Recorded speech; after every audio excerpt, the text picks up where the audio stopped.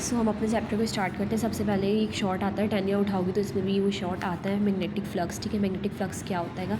Magnetic flux basically क्या होता है? Magnetic flux is defined as the number of magnetic lines of force passing through an area held perpendicular to it. यानी कि आपने क्या किया, एक मैग्नेट लिया। मैग्नेट के दो पोल्स होते हैं, नॉर्थ पोल और साउथ पोल। ठीक है, हमेशा याद रखना जो मैग्नेटिक लाइन्स होती है वो नॉर्थ से साउथ की तरफ मूव करती है। ठीक है, आपने क्या किया, ये मैग्नेटिक लाइन्स हैं। ठीक है, तो मैग्नेटिक फ्लक्स क्या होता है कि जितनी मैग्नेटिक लाइंस पास हो रही है किसी भी एरिया से, आप उसको क्या बोलते हो? मैग्नेटिक फ्लक्स बोलते हो। तो इस एरिया से जितनी भी मैग्नेटिक लाइंस पास हो रही है उसको आपने क्या बोलते हैं? Magnetic flux. अब ये एरिया मैंने अपनी मर्जी से सिलेक्ट किया, तो देखो यहाँ पे कितनी लाइंस पास हो रही है, 1 2 3 4। तो यहाँ पे मैग्नेटिक फ्लक्स की जो वैल्यू होगी वो क्या होगी? 4 होगी। ठीक है, अब देखते हैं हम इसका क्या नाम है इन टर्म्स ऑफ फॉर्मूला भी इसकी डेफिनेशन है। Magnetic flux is a dot or scalar product between the magnetic field and area vector. Area vector को ए से रिप्रेजेंट करेंगे और मैग्नेटिक फील्ड को हम कैपिटल बी से रिप्रेजेंट करते हैं। ठीक है, mathematically according to the definition of scalar product ये क्या हैगा? ये फाई बोलते हैं इसको। ठीक है, मतलब ओ बना के कट कर देना फाई, और बी का मतलब है मैग्नेटिक। तो ये मैग्नेटिक फ्लक्स है। ठीक है, तो जो मैग्नेटिक फ्लक्स का सिंबल है वो क्या है? Phi B. ठीक है, बी डॉट ए, बी क्या है? मैग्नेटिक फील्ड, ए क्या है? Area vector. ठीक है, ऐसा वेक्टर जिसका डायरेक्शन हो। ठीक है, अब जाहिर सी बात है जब डॉट हटाते हैं तो क्या आ जाता है? Cos theta. तो ये आ गया। तो तुम्हारे पास ये फॉर्मूला है किसका?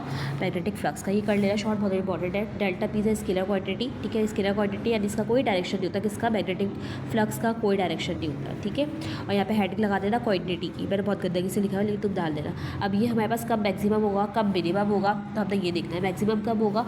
देखो, जब कोई भी चीज़ सेम डायरेक्शन में है ना तो उसको बोलते हैं पैरेलल। और इस केस में जो हमारे पास थीटा होता है ना वो होता है 0 डिग्री। सिंस थीटा कितना है? 0 डिग्री सेम डायरेक्शन की वजह से। तो according to definition magnetic flux क्या हो जाएगा? वही वाला फॉर्मूला लिखोगी यहाँ पे, बी डॉट ए पे कॉस थीटा आ जाएगा। और थीटा क्या है? 0 डिग्री। कॉस 0 की वैल्यू क्या होती है? 1।